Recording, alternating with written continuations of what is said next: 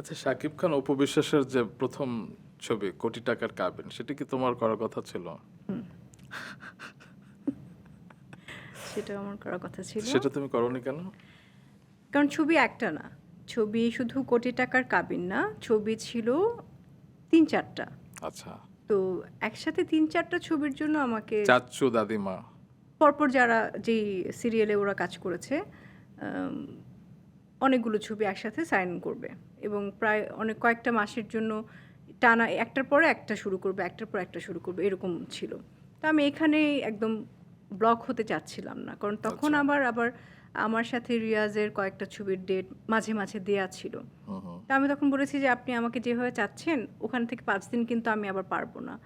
তো ইফাই মানিক ভাই বললেন, "না, আমার তো টানা লাগবে।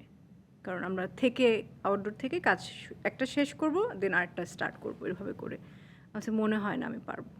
আচ্ছা। তো এই কারণে হচ্ছে ওই একটানা ৪ টা ছবিতে আমার ঢোকা হয়নি।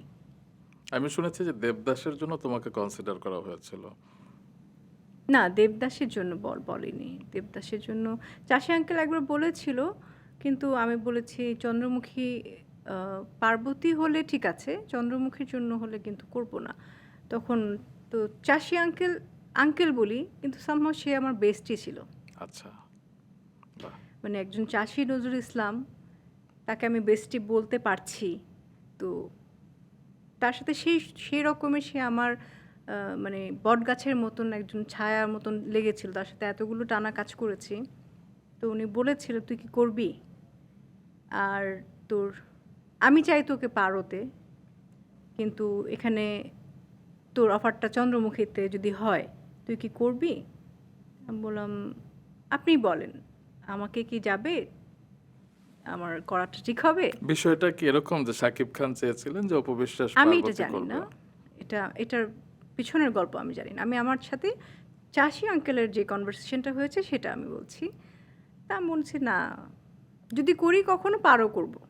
পার্বতী করব আরকি।" আমি পারো বলছি দেবদাস উনি সঞ্জয় লীলা ভানসালীর পারো। আসলে পার্বতী চরিত্রটি করব। বলল, "ঠিক আছে তাহলে বাদ দে। দেখি।"